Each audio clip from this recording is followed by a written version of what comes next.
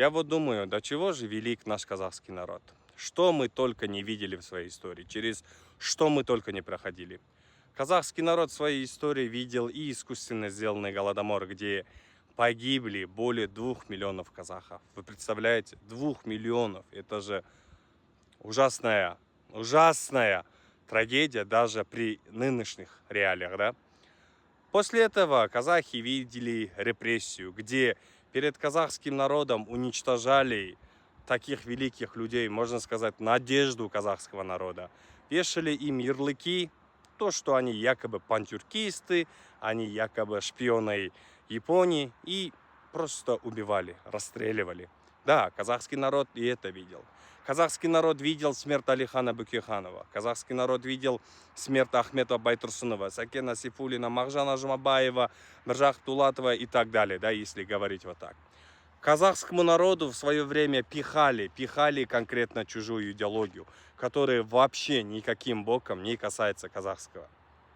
Казахскому народу в свое время пихали чужую историю. То, что якобы казахов не было, казахи там, не знаю, там, откуда появились, если бы не они, казахи до сих пор ходили бы за юрту, да. Мой народ все это видел, друзья, своими глазами. Но, несмотря на это, друзья, казахи не, как бы сказать, не исчерпали себя как нация, как народ.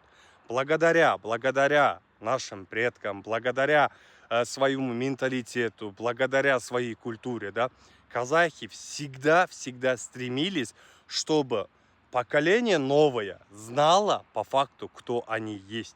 Казахи никогда не говорили, хоть и были в составе Российской империи, хоть и были в составе Советского Союза, казахи никогда не говорили: я не казах, я тот.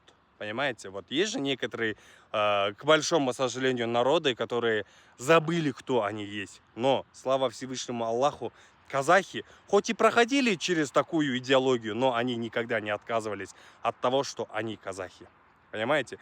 И да, мы много веков, много лет не знали о своей истории толком ничего. Почему? Потому что все скрывалось, все, естественно, уничтожалось, придумывались на их места новые истории и так далее. Но благодаря независимости казахи действительно начали изучать, кто они есть. И благодаря президенту нашему Касым-Жомарт Кемелю Токаеву казахи сейчас начали узнавать то, что мы и есть прямые преемники Золотой Орды.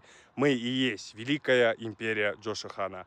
И наш президент, что мне нравится в нем, он постоянно уделяет конкретное место, конкретное время для изучения истории, чтобы казахи знали свою историю, то, что казахи могли противостоять пропаганде извне. Так что салам вам из Казахстана.